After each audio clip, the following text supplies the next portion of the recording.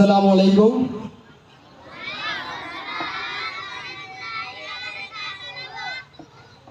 அல்ஹம்துலில்லாஹ். நான் சலாத்துல முன்பகுதியை சொல்லி மாஷா அல்லான்னு ஃபுல்லா ரிட்டர்ன் பண்ணிட்டீங்க. அல்ஹம்துலில்லாஹ். ஜஸாக்கல்லாஹ் ஹைர். வெளிகமன்னு சொல்ற நேரத்துல எனக்கு ஒரு 5-6 வயசு நேரம் நான் இங்க வந்தது. அதுக்கு பின்னால வரக்கூடிய சந்தர்ப்பத்தை ஏற்படுத்தி அந்த வல்லவன் அல்லாவுக்கும் என்னுடைய மகன் சைஃபுல்லாவுக்கும் இந்த நிகழ்ச்சியை ஏற்பாடு செஞ்ச அர்ஷாத் சார், ரோஜா கமல் சார், மற்றது கிரீன் லைன் அகாடமி, அதே நேரத்தில் கொற்ற மலையிலும் பார்க்காம கஷ்டப்பட்டு இவ்வளவு அழகான ஒரு ஸ்டேஜ் எங்களுக்காக வேண்டி ஏற்பாடு செஞ்சு தந்து இதுக்காக வேண்டி பாடுபட்ட அனைவருக்கும், இங்க இருக்கக்கூடிய மாணவர்கள், பெற்றோர்கள், வாலிபர்கள், உலமாக்கள், ஆசிரியர்கள் அனைவர்களுக்கும் என்னுடைய மனமார்ந்த நன்றிகளை நான் தெரிவிச்சுக் கொள்றேன். ஒன்னாவது 2 விஷயம் நான் மெயினா சொல்லிக்கொள்றேன். என்னன்னு சொன்னா, ரோஜா கமல் சேர மாதிரி தெளிவான தமிழால் எனக்கு பேசல, எதுவும் மிஸ்டேக்ஸ் சொன்னா மன்னிச்சு கொள்ளுங்க. 2வது விஷயம், நான் இங்க வந்தது உண்மையிலே என்ன பேசணும்னு சொன்னா வேறொரு ஸ்கிரிப்டோட. ஆனா இங்க வந்ததுக்கு பின்னால நாங்க சுபாயில் அக்கூர்லேருந்து வெளியாகி வெள்ளிக்கிழமைக்கு வந்து சேர்ற நேரம் ஒரு 12:45 அர்ஷாத் சார் வீட்டுக்கு வந்தோம். அப்ப என்னோட ரோஜா கமல் சாரும் அர்ஷாத் சாரும் பேசுற நேரம் அவங்களோட வயசையும் அவங்களோட உற்சாகத்தையும் வச்சு நான் உண்மையிலே நினைச்சேன், என்னை விட ஒரு 4-5 வருஷம் மூப்பானவங்களைக்கும் சகோதரர்களைக்கும் சொல்லிட்டு நான் கடிச்சு சென்றேன். அதுக்கு பின்னால் அவங்கள நேர்ல கண்டுடைக்கி மாஷா அல்லாஹ் மூத்த வழிகாட்டிகள் ஒரு ஊரை அவங்களுடைய அனுபவத்தை வச்சு வழிகாட்டுற நேரம் வீண் போகாது. ஒரு சின்ன சம்பவம் சொல்றேன். லிபியால ஒரு கிராம பகுதி இருந்துச்சு. அந்த கிராம பகுதியை கைப்பற்றது ரொம்ப கஷ்டம். எவ்வளவு பெரிய ராணுவம் வந்தாலும், எவ்வளவு பெரிய வீரர்கள் வந்தாலும் அந்த கிராம பகுதியை கைப்பற்ற இயலாது, கொன்கர் பண்ண இயலாது. அப்ப ஜெனரல் கேட்கிறாரு, என்ன பிரச்சனை, அங்க அதிகமான வாலிபர்கள் இருக்கிறாங்களா? இல்ல. அதிகமான ஜனமிகளா? இல்ல. ட்ரெயின் போர்சஸ் இல்ல, ஒன்றும் இல்ல. அப்ப என்ன பிரச்சனை? அந்த ஊரை யாரு வழி நடத்துற?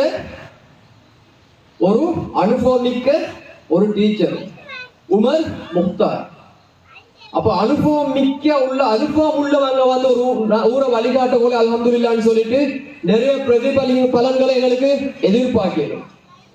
அதே நேரத்தில் நாங்க வந்த நேரம் அர்ஷாத் சார் வீட்டுல சாப்பிட்டுட்டு அவர் சிரிச்ச மூஞ்சி, அல்ஹம்துலில்லாஹ் அவரை மூஞ்ச பார்த்தோன்னே எங்கட ஒரு இறஞ்சி அல்ஹம்துலில்லாஹ். அல்லாஹ் அவருடைய பண்ற கஷ்டம், அவரோட சேர்ந்து இந்த கிரீன் லைன் அகாடமி இருக்கக்கூடிய உறுப்பினர்கள் எல்லாரும் பண்ற கஷ்டத்தை எல்லாம் கபூல் செஞ்சு கொள்ளணும். அதே நேரத்தில் ஊர் மக்கள் நீங்களும் அதனுடைய நலவுகள் என்ன செய்யணும், பிரயோஜனப்படுத்திக் கொள்ளணும். அப்படித்தானே? ஹை. அப்ப நான் என்னுடைய ஒரே தொடங்குறேன். நான் இந்த வந்த ஸ்கிரிப்டுக்கு மாறி பேசுறதுக்கு காரணம், எங்களுடைய யூடியூப் சேனல்ல, சைஃபுல்லாவுடைய யூடியூப் சேனல்ல வந்து நிறைய கமெண்ட்ஸ் வரும். அப்ப அந்த கமெண்ட்ஸுக்கு வந்து ரிப்ளை பண்றது சைஃபுல்லா கிடையாது. சைஃபுல்லா போன் யூஸ் பண்றதே இல்லை. இங்க யாருக்கு நீங்க ஸ்கூல் யூனிஃபார்மோட போன் யூஸ் பண்றாங்க? கையை தூங்க பாப்போம். யார் சரிங்களா? 18 வயசு கீழே உத்தரவு இல்ல. மாஷா அல்லாஹ். அப்ப சைஃபுல்லாவும் போன் யூஸ் பண்றது இல்ல. சோ அவருடைய கமெண்ட்ஸுக்கு ரிப்ளை பண்ற நான், அதுல நிறைய பேர் கமெண்ட் பண்ணின ஒரு விஷயம் என்னன்னு சொன்னா, இப்படி 13 வயசுல இவ்வளவு நல்லா பேசுறாரு, மேடைக்கு ஏற நேரம் எந்த ஒரு பயம் தயக்கமும் இல்ல, நீங்க எப்படி ட்ரெயின் பண்றீங்க? யாரு ட்ரெயின் பண்ற? எங்க கிளாஸ் அனுப்புற? எவ்வளவு காலம் பயிற்சி செய்றீங்க? என்ன நடக்குது? எப்படி? 1000 பிரச்சனை. ஏன்னு சொன்னா இவர் பேச்சாளர் மட்டும் இல்ல, தற்காப்பு கலையிலையும் நல்ல தேர்ச்சி பெற்றவர், நல்ல ஒரு ஃபைட்டர் கூட. ஸ்போர்ட்ஸ் சொல்றதுல வந்து அவர் தற்காப்பு கலை தான் படிச்சு கொண்டு வராரு. அப்ப இதையும் பழக்கிற யாரு? இதை எப்படி நடக்குதுன்றத வந்து நிறைய பேர் கேட்டாங்க. அப்ப இதை நான் பேசாம இருக்க பார்த்தேன். உண்மையிலே பெருமைக்கு இல்ல, பேசாம இருக்கிறது வந்து பெருமைக்கும் இல்ல, பேசுறது பெருமைக்கும் இல்ல. ஆனா எங்களுடைய வாழ்க்கையில நடந்த அந்த அனுபவத்தை நான் ஷேர் பண்ணி கொள்ற நேரம், நான் சொன்னேன் வந்த வேற ஸ்கிரிப்டோட இங்க பேச போற வேற விஷயம்னு சொல்லி. ஏன்னு சொன்னா அர்ஷாத் ராஜாவை வீட்டுக்கு வந்து நான் சில உறவுகளோட பேசி சலாம் கொடுத்து பேசுற நேரம் உறவுகள்னு மாறிச்சு. ஆடியன்ஸ் கிடையாது, உறவுகளோட நண்பர்களோட யாரும் எழுதி வச்சு மனப்பாடமாக்கிட்டு வந்து பேச மாட்டாங்க. உள்ளத்தால் என்ன செய்வாங்க? உரையாடுவாங்க. ஸோ நான் நினைச்சேன் உரையாடுவோம், இந்த உறவுகள் வெளிக்காம உறவுகளோட உரையாடுவோம் சொல்லி. அப்ப 14-15 வருஷத்துக்கு ரிவைண்ட் பண்ணி போவோம் நாங்க. ரெடியா? பெரிய ஒரு கதை ஒன்று சோட்டா செல்ல போறோம். ரெடியா கேட்கறதுக்கு எல்லாரும்? அப்ப சைஃபுல்லாவுக்கு வயது 13. சைஃபுல்லாவை நாங்க 15 வருஷமா வளர்த்து கொண்டிருக்கிறோம். பிறந்து 13 வயசு 15 வருஷமா வளர்த்து கொண்டிருக்கிறோம் சொன்னா கேள்விக்குரியன் வருதா இல்லையா? வருதா இல்லையா?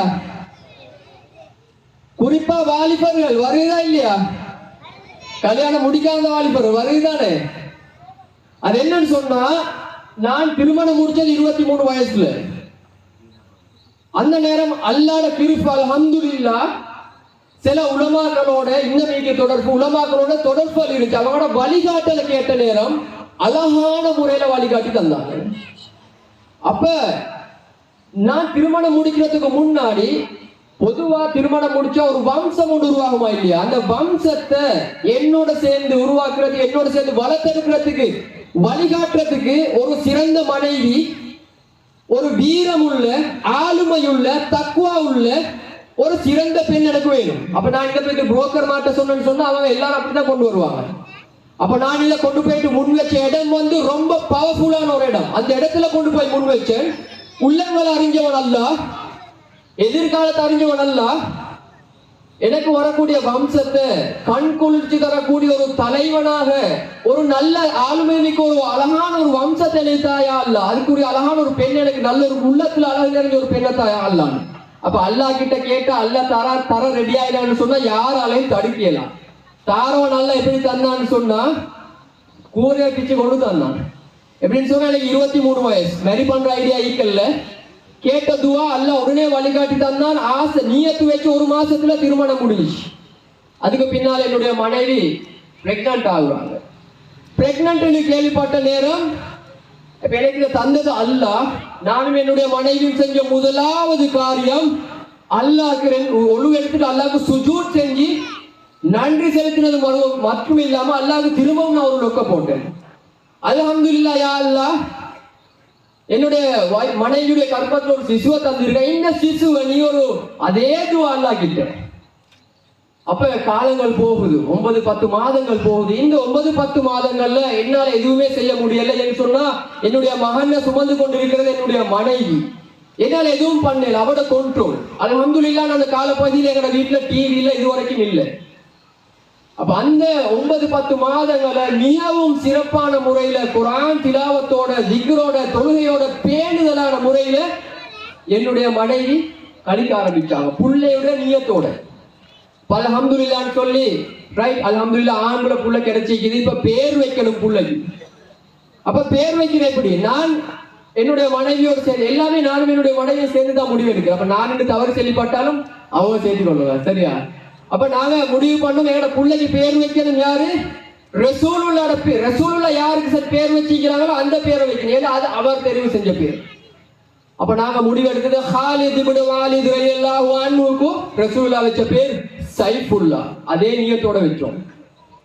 பேர் வச்சு சைஃபுல்லாஹ்வுடைய முதலாவது சஃபர், முதலாவது உத்தியோகபூர்வமான பயணம் அக்குள்ள இருக்கக்கூடிய அஸ்னா மஸ்ஜித் அங்க கொண்டு போய் வச்சு திரும்பவும் அல்லாஹ்க்கு சுஜூத் பண்ணிட்டு அல்லாஹ் சும்மா விட்டுறா இல்ல, திரும்பவும் லொக் போட்டேன், துஆ கேட்டேன். அல்லாஹ் கேட்டதெல்லாம் தந்தாய், இன்னும் சிறப்பாக்கிட்டா.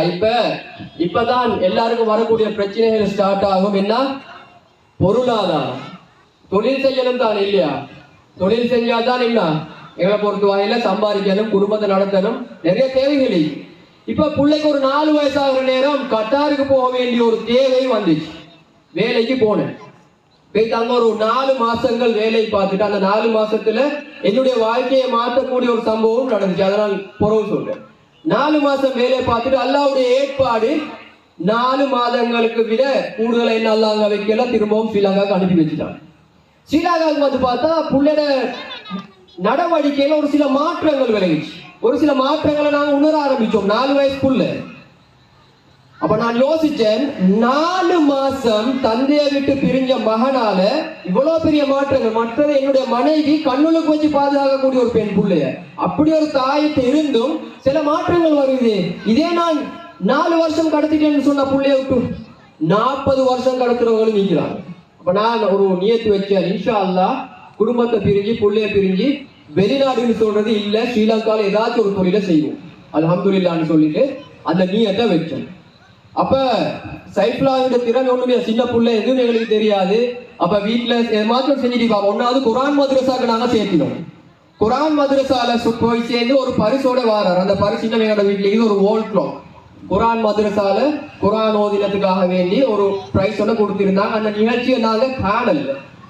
இப்ப ஸ்கூலுக்கு சேர்க்கிறோம். நாங்க ஸ்கூலுக்கு சேர்த்ததுக்கு பின்னால முதலாம் வகுப்பு, முதலாவது நிகழ்ச்சி, முதலாவது மேடை, முதலாவது முறை நாங்க எங்களோட புள்ள மேடையில ஏறத பாக்குறோம், பெர்ஃபார்ம் பண்ண போறத பாக்குறோம். அப்ப சைஃபுல்லாஹ் 5 வயசு அப்படி ஸ்டேஜுக்கு ஏறுறாரு, அப்படி சிரிக்கிறாரு. இப்ப மாதிரியே தான் மைக் எடுக்கிறாரு. சூரா ரஹ்மானுடைய ஆரம்ப பகுதியால் ஓதுறாரு. அப்ப நாங்க கண்ட முதலாவது விஷயம், அல்லாஹ்வை பத்தி பேசக்கூடிய வார்த்தைகள் எங்க புள்ள முதலாவது ஸ்டேஜ்ல உச்சரிச்சதை நாங்க பார்த்து கண்குளிர ரசிச்சோம். அப்பதான் நான் உணர்ந்தது மேடைன்னு சொல்லக்கூடியது அல்லாஹ் இவருக்கு வசப்படுத்தி கொடுத்துட்டானோ என்னமோ சொல்லி. அப்ப நாங்க வீட்டுக்கு வந்தோம். பொதுவாக இது பெற்றோர்களுக்கு எங்களுக்கு ஒரு பழக்கம் இருந்துச்சு. புள்ள தூங்குறதுக்கு முன்னாடி நாங்க புள்ள தூங்கிட்டான்னு சொன்னா அதுக்கு பின்னால நாங்க அவனுடைய உடல் பகுதியில பார்ப்போம். பிள்ளைங்க விருந்து இருக்கிறானா, தகந்து இருக்குதா, எதுவும் கடிச்சு இருக்குதா, என் மனைவி தலையிலிருந்து போய் பார்ப்பாங்க. அதுக்கு பின்னால மென்டாலிட்டி அவர் என்ன லெவல் இருக்கிறத டிஸ்கஸ் பண்ணுவோம். பெற்றோர்கள் கட்டாயம் செய்ய வேண்டியது இதுதான். அப்ப இன்னைக்கு ஸ்கூல்ல நடந்த நிகழ்ச்சியை பத்தி நாங்க பேசினோம். பிள்ளையோட ஒரு வித்தியாசம் விளைவிச்சு திறமையா இருக்கிறான், மேடையில் அழகா போய் பேசுறான். இது இவனுடைய ஒரு டேலண்டா இருக்குது. இதை நாங்க இனம் காட்டிட்டோம், அல்லாஹ் இனம் காட்டிட்டான். இப்ப நாங்க என்ன செய்யறோம்? அப்ப மனைவி சொன்னா, உட தூசி பிடிச்ச சர்டிபிகேட் ஒன்று இருக்குதால நீங்க யூகேக்கு போறதுக்காக ஒரு கோர்ஸ் ஒன்று செஞ்சீங்க. அது பப்ளிக் ஸ்பீக்கிங் ஸ்கில்ஸ் சொல்லி நான் ஆங்கில மொழியில படிச்ச ஒரு கோர்ஸ் ஒன்று ஆன்லைன்ல. இந்த சர்டிபிகேட் அப்படியே தூசி தட்டி நாங்க மாட்டிட்டு வீட்டுல ஒரு கோர்ஸ் ஒன்று ஆரம்பிப்போம். எங்களோட பிள்ளையோட சேர்த்து இன்னும் பிள்ளைகளை வர வைப்போம். நாங்க வீட்டுல இந்த பப்ளிக் ஸ்பீக்கிங் ஸ்கில்ஸ் சொல்லி ஒரு வீட்டுல ஒரு கிளாஸ் ஒன்று, அப்ப லீடட் அகாடமின்னு பேஸ்புக்ல இருக்கும். நாங்க ஒரு கிளாஸ் ஒன்று ஆரம்பிச்சோம். மாஷா அல்லாண்டு ஒரு 4 மாத காலங்களுக்கு பின்னால அந்த கிளாஸ் கொரோனா காரணத்தால மூடிடும்.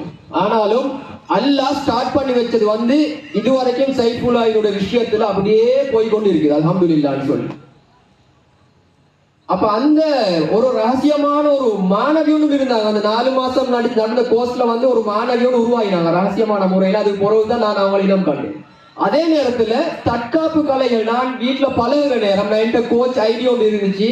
அப்ப அதுல ஒரு அளவு ஒரு பிளாக் பெல்ட் அளவுக்கு கொஞ்சம் படிச்சிருந்தேன். அப்ப நான் பிராக்டிஸ் பண்ற நேரத்துல பிள்ளையும் சேர்ந்து பிராக்டிஸ் பண்ற பழக்கம் இருந்துச்சு. அதே பாணியில வீட்டுல மார்ஷியல் ஆர்ட்ஸ் கிளாஸும் வச்சோம்.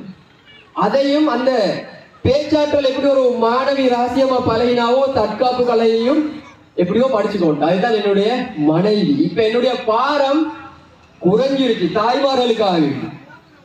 அப்ப நான் தொழில் பார்க்கிற நேரம், நான் வெளியே போற வார நேரம் என்னுடைய பிள்ளைக்கு பயிற்சி கொடுக்கணும், மார்ஷியல் ஆர்ட்ஸ் பழக்கணும்னு சொல்லக்கூடிய பாரம் குறைஞ்சிருச்சு. என்று சொன்ன அந்த இடத்தையும் என்னுடைய மனைவி அவட கையுளுக்கு எடுத்துக்கொண்டார். தாய்மார்கள், கணவன் மட்டும் எல்லாத்துக்கும் பொறுப்பும் இல்லை, அதே மனைவிமார்கள் எல்லாத்துக்கும் பொறுப்பும் இல்லை. பிள்ளைகளை வளர்த்து வழிகாட்டுறது கணவன் மனைவி உமா அப்பா 2 பேர்ட்டையும் பொறுப்பு. கை நீட்டேல் அங்க இல்லைன்னு சொல்லி. அப்ப இப்ப மாஷா அல்லாஹ்னு சொல்லிட்டு எங்களோட ப்ரோக்ராம்ஸ் எல்லாத்துக்கும் ஃபுல்லா ட்ரெயின் பண்ணது என்னுடைய வைஃப். அந்த அல்லாஹ் கிட்ட நான் கேட்ட அந்த துவாவினுடைய பிரதிபலன். இப்ப நான் இதுல வாலிபர்களுக்கு என்ன சொல்ல வாரேன்னு சொன்னா, அப்படியே வாலிப காலத்திலிருந்து வருவோம்.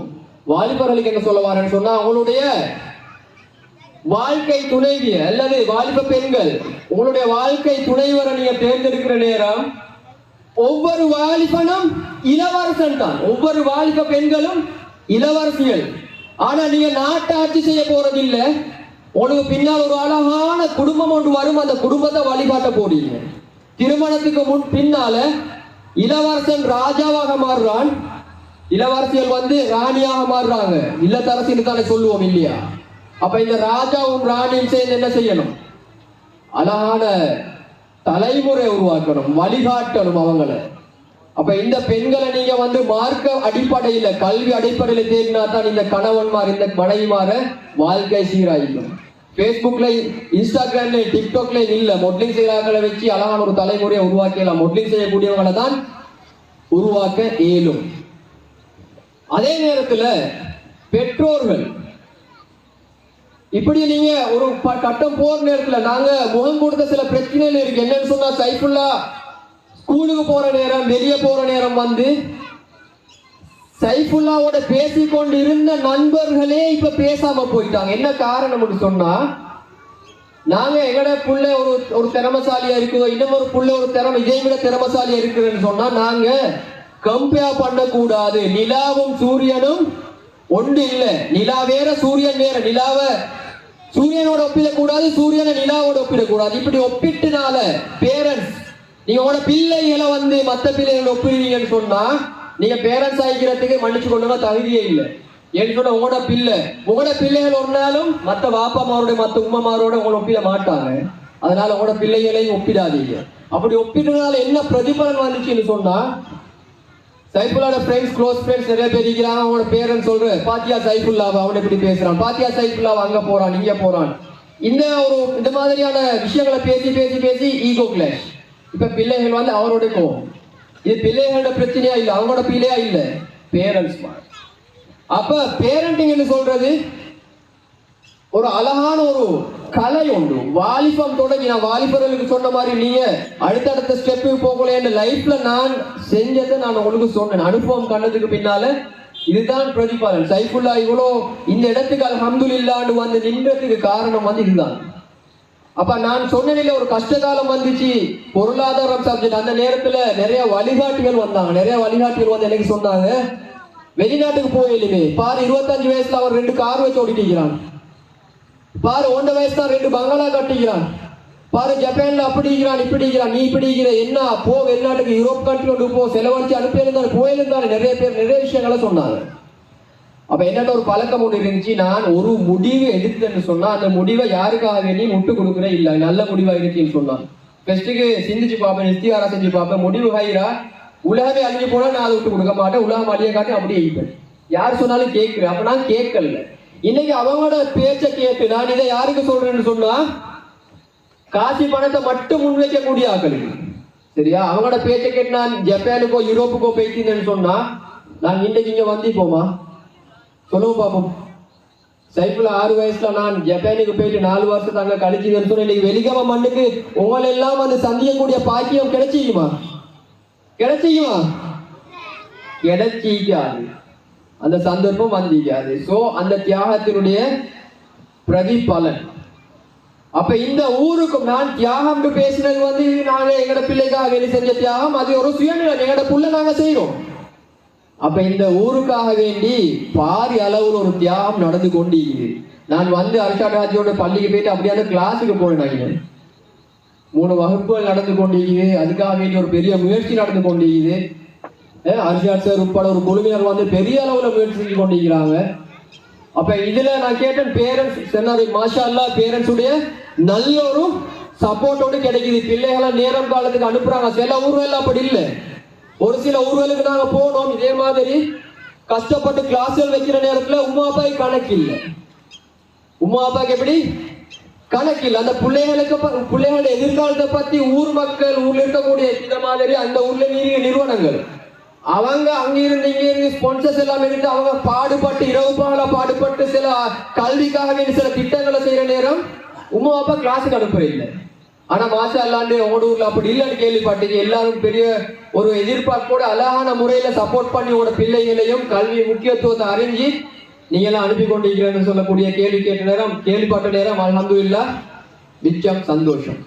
அப்படி ஒரு சிலர் இருந்தாலும் கல்விக்கு முக்கியத்துவம் கொடுங்க. நாங்க சைஃபுல்லா இங்க கூட்டிட்டு வந்தது காரணம் வந்து அவர் ஒரு பெரிய பேச்சாளர் காட்டுறதுக்கு மட்டும் இல்லை. ஒவ்வொரு பிள்ளைகளுக்கும் ஒவ்வொரு திறமை இருக்கும். எல்லா திறமையை வச்சு முன்னுக்கு போறதுக்கும் அடிப்படை கல்வி தேவை. விலகினா ஏன்னு சொன்னா நாங்க இருக்கிற 2024 கடைசியில ஒரே ஒரு உதாரணம் சொல்லி நான் அப்படியே முடிவுக்கு போறேன். Facebook யார் யார் Facebook யூஸ் பண்ற கை தூக்கு பாப்போம். ஒருத்தருமே யூஸ் பண்றல போல. சரி, நான் Facebook ஒன்று போன்ல நீல கலர்ல அப்படி வெள்ளையில எப்போன்னு போட்டி அதை அமைச்சா போட்டோஸ் வீடியோஸ் எல்லாம் வரும். அது ஒரு ஊர்ல எங்க இல்ல போல, சரியா? அப்ப அதுல என்ன ஐக்கியம் சொன்னா மீன் ஒன்றை போட்டு அல்லாஹ் எழுதி, அது அல்லாஹ் வல்லவன், அல்லாஹ் மீன்ல இல்ல, அல்லாஹ் நினைச்சா நிலவே பொழுது காட்டினவன், அது ஒரு சப்ஜெக்ட் இல்லை. ஆனா அது பொய்க்கு எடிட் பண்ணி போட்டிக்கிறேன். அதுக்கு கீழால போய் அல்லாஹ் அக்பர் சுபஹானல்லாஹ் எங்கடாக்கள் கொமெண்ட் அடிச்சு அது உண்மையா பொய்யாண்டு பிரிச்சு பார்க்கறதுக்கு கூட கல்வி அறிவு இல்லை. இப்ப 2024 ஆனா 2025 வந்து பயங்கரமான டெக்னாலஜிக்கல் தஜ்ஜாலிய கொண்டு வரக்கூடிய வருஷமாக உருவெடுக்க போகுது. எந்த அளவு கொண்டு சொன்னா அது இந்த வருஷத்துல நிறைய பிரச்சனைகள் வந்துச்சு. ஒத்தர மாதிரி ஒத்தர வீடியோ செய்யலும் மூஞ்ச மாத்தலும் அதெல்லாம் நோமல் ஆயிடுச்சு. ஆனா 2025க்கு போறோம் பெரிய அளவுல எங்களை ஏமாத்தக்கூடிய ஒரு சூழல் உருவாகும். நாங்க எப்ப ஏமாறுவோம்னு சொன்னா அதை பத்தின ஒரு விழிப்புணர்வு இல்லைன்னு சொன்னா ஏமாறுவோம். அப்ப அதை பத்தி ஒரு விழிப்புணர்வை கொண்டு வரதுக்கு என்ன செய்யணும்? அடிப்படையில இருந்து கல்வி கற்கணும். உங்களோட ஊர்ல ஸ்கூலுக்காக வேண்டியும் பெரிய ஒரு முயற்சி நடந்து கொண்டு. அப்ப அவ்வளவு எல்லாம் நடக்கிற நேரத்தில் நாங்களும் ஊர் மக்களும் என்ன செய்யணும்? சப்போர்ட் பண்ணணுமா இல்லையா? கல்விக்கு சப்போர்ட் பண்ணணுமா இல்லையா? சைலண்ட் ஆகிக்கணுமா? எப்படி சப்போர்ட் பண்ணணுமா இல்லையா? யாரு சப்போர்ட் பண்ண பாக்குற? பேரண்ட்ஸ் எல்லாம் தூங்கியா? சொல்லுங்க பாப்போம் சப்போர்ட் பண்ணுவோம்னு சொல்லி. சில மேடைகளுக்கு போற நாங்க ரெண்டு விஷயம் நடக்கும். ஒன்று நாங்க மேடையிலிருந்து பேசி கொண்டிருப்போம், அதே நேரத்தில் அங்க எல்லாரும் பேசி கொண்டிருப்பாங்க. அப்படி இல்லைன்னு சொன்னா நாங்க பேசி கொண்டிருக்கோம், கேள்வி கேட்டாலும் பதில் தர மாட்டாங்க. இது ரெண்டாவது இருக்கும் போல. சொல்லுவோம் சப்போர்ட்டோடு கொடுக்குறா இல்லையா உங்களோட பிள்ளைகளுக்காக வேண்டி? இன்ஷா அல்லாஹ் கட்டாயம். அதே நேரத்துல எங்களுடைய நாங்க ரோஜா கமல் சார் வந்து பேசினாரு நிறைய விஷயங்கள். நாங்க எங்களுடைய அனுசரணையை பார்த்து இல்லையா? அப்ப உண்மையிலே இன்னைக்கு நாங்க இந்த நிகழ்ச்சிக்கு வாரதுக்கு பிரயாண செலவு மட்டும் கிட்டத்தட்ட 40,000 ரூபாய் மாதிரி செலவழிச்சு. அப்ப இந்த 40,000 ஒரு சப்ஜெக்ட் இல்ல. உண்மையில அக்கூர் நிலைக்கக்கூடியவங்க பெரிய ஒரு அளவுல எங்களுக்கு சப்போர்ட் தான். இது ஒரு சப்ஜெக்ட் இல்ல. நீங்க எல்லா ஊர்களுக்கும் போங்க. எங்களுடைய நோக்கம் எப்படின்னு சொன்னா இந்த சைஃபுல்லா மாதிரி அந்த ஊர்ல ஒத்தர் ரூபாய்னா போதுமா? அல்ஹம்துலில்லாஹ். ஒத்தரில நிறைய பேர் உருவாகுவாங்க. இங்க பார்த்துட்டு சொன்னா அல்ஹம்துலில்லாஹ். இதோட திருப்பமா வரணும் இல்லையா? நாங்க கிட்டத்தட்ட 250 கிலோமீட்டர் வந்து 250 கிலோமீட்டர் ரிட்டர்ன் போகணும். அப்ப நாங்க தியாகம் பண்ணி இங்க வார இந்த நிகழ்ச்சி ஏற்பாடு பண்றவங்களும் தியாகம் பண்ணி செய்யற இது நாங்க இன்னைக்கு தூங்கி எழுப்பி நாளைக்கு காலையில மறக்கும்னு சொன்னா அதுல எந்த ஒரு பிரயோஜனமும் இல்லை. அப்படித்தானே? அப்படியா இல்லையா? ஏன்னு சொன்னா டைம் இஸ் கோல்ட். ஏன்னா அல்லாவே டைமை வச்சு சத்தியம் பண்றேன்னு சொன்னா அது பெரிய அளவுல பொறுமதி. அது அல்லாஹ்க்காக வேண்டி வேஸ்ட் பண்ணாதீங்க. அப்படி நீங்க வேஸ்ட் பண்ணீங்கன்னு சொன்னா பிள்ளைகள் வேஸ்ட் பண்றாங்கன்னு சொன்னா அல்லாஹ் உம்மா அப்பா கிட்ட கேட்பான், உன பிள்ளைக்காக நீங்க இதெல்லாம் செய்யலன்னு சொல்லி. ஸோ இதுல எங்களுக்கு மெயினா ஆஷ் ஃபவுண்டேஷன் ஆரம்ப நிகழ்ச்சியிலும் எங்களுக்கு அனுசரணை தந்து கொண்டிருக்கிறாங்க. ஆஷ் ஃபவுண்டேஷன் சொன்னா ஆஷ் தம்பி இன்னைக்கு உசுரோடு இல்லை. அவர் ஜப்பான்ல வந்து ஒரு சில மாதங்களுக்கு முன்னாடி மவுத் ஆயிட்டார். அவருடைய ஃபவுண்டேஷனால எங்களுக்கு அல்ஹம்துலில்லாஹ்னு சொல்லிட்டு ஒரு சப்போர்ட் ஒன்று வருது. அதே நேரத்தில் Almas restaurant Malaysia, Aslam rooms private limited Akurana. இன்ஷா அல்லாஹ் எங்களை அடுத்தடுத்த நிகழ்ச்சிகளுக்கு இன்னும் நிறைய ஸ்பான்சர்ஸ் வந்து உள்வாரத்துக்கு ஈக்கிறாங்க. அதே எங்களோட மீடியா ஸ்பான்சர்ஸ் வந்து தேடல் எஃப்எம் வந்து நாங்க ஸ்டார்ட்ல எங்களோட இந்த ப்ரோக்ராம் அதாவது அரௌண்ட் ஸ்ரீலங்கா ஜேர்னியை வந்து ஸ்டார்ட் பண்ணி தந்தது அவங்க தான் 1வது எங்களுடைய ப்ரோக்ராமை வந்து ஆரம்பிச்சு தந்தாங்க. தேடல் எஃப்எம் மீடியா நாங்க அவங்களோட இணைஞ்சு தான் அந்த மீடியா சப்ஜெக்டோட செஞ்சோடு போறது. அப்ப தேடல் எஃப்எம் சொல்ற நேரத்துல மீடியா மெம்பர்ஸ் நிறைய பேர் இருக்கிறாங்க. உங்களோட ஊரை சேர்ந்து ஷியாம் ARM 9 அவருடைய மகன் ஷியாம் தம்பியும் வந்து அந்த மீடியாவினுடைய ஒரு மெம்பர். அப்ப வந்த நேரம் நான் நேற்றும் கால் பண்ணி பேசினேன். இதுக்கு முந்தைய பேசினா அவங்க பொருட்களைக்கு வாரத்து இருக்கிறாங்க தேடல் எஃப்எம் மீடியாவால. நான் இதை ஏன் பேசுறேன்னு சொன்னா அது நீக்கிறது எல்லாம் வந்து யங்ஸ்டர்ஸ் ஆஃப்டர் A லெவல் அவங்களுக்கு நாங்க சப்போர்ட் பண்ணணும். A லெவலுக்கு போறோம் ஏதோ செஞ்சுட்டு இருக்கிற நேரத்துல ஒரு மீடியா துறையை தேர்ந்தெடுத்து நாட்டுக்காக ஒரு முயற்சி செய்யறாங்களே அவங்கள நாங்க கட்டாயம் பாராட்டி தான் நான் சொன்னா A லெவலுக்கு போறோம். நிறைய விஷயம் போதை பொருள்னு சொல்லி போதை வஸ்துக்கு அடிமையாகிறது, அதுக்கு அடிமையாகிற இதுக்கு அடிமையாகிற ஐஸ்ன்றாங்க ஒட்டுன்றாங்க நிறைய விஷயங்கள் வந்துட்டு இருக்கிற நேரத்துல A லெவலுக்கு போறோம் ஒரு ஜோப் ஒரு பெஷனுக்கு அடிமையாகிறாங்க இல்லையா? அவங்களையும் நாங்க மாச்சாலான்னு பாராட்டி தான் ஆகணும். சைஃபுல்லா பேசினதையும் வந்து நீங்க காதாலேயோ கண்ணாலேயோ பார்க்கையும் இல்லை கேட்கவும் இல்லை, உங்களோட உள்ளத்தால கேட்டதையும் நான் கண்டேன். அதை உள்ளத்துக்கு எடுத்து இன்ஷா அல்லாஹ் அடுத்த நிகழ்ச்சி அக்கூர்ணையில நடக்கிற நேரம் எங்கட அர்ஷாதாஜன் என்னைய கால் பண்ணி கேட்கணும், உங்களோட ஊர்ல ஒரு நிகழ்ச்சி தாங்க, நாங்க வெலிகமேலின்னு ஒரு புள்ளையோட வாரோம். இன்ஷா அல்லாஹ் நடக்குமா? நடக்குமா? இன்ஷா அல்லாஹ். இன்ஷா அல்லாஹ்னு சொல்றதே கட்டாயம் நடக்கும். அஸ்ஸலாமு அலைக்கும். என்னன்னு சொன்னா, நான் இப்ப பேச போறது திரும்ப மறுவாரி ஸ்பீச் ஸ்டோரி ஒன்றும் சொல்ல வரல. நான் என்னுடைய நன்றியை செலுத்த போறேன். ஒன்று அம்மா, ரெண்டாவது வாப்பா. என்னோட பேர் என்ன தெரியும் தானே உங்க எல்லாருக்கும்? சைஃபுல்லா ஃபஸ்ரின். அந்த உமாவும் வாப்பாவும் இல்லாட்டி இந்த சைஃபுல்லா ஃபஸ்ரின் சொல்ற இந்த பேர் இந்த இடத்துக்கு வந்திருக்காரு. தோமஸ் அல்வா எடிசன் வந்து அவருடைய டைரியில் எழுதினார், என்ன ஒரு ஆளாக மாத்தினது படிக்காத என் ஏழை தாய். அதே போல என்ன இந்த ஸ்டேஜுக்கு வர வச்சது என்ன படிக்காத என்னுடைய தாய். ஜஸாக்கல்லாஹ்.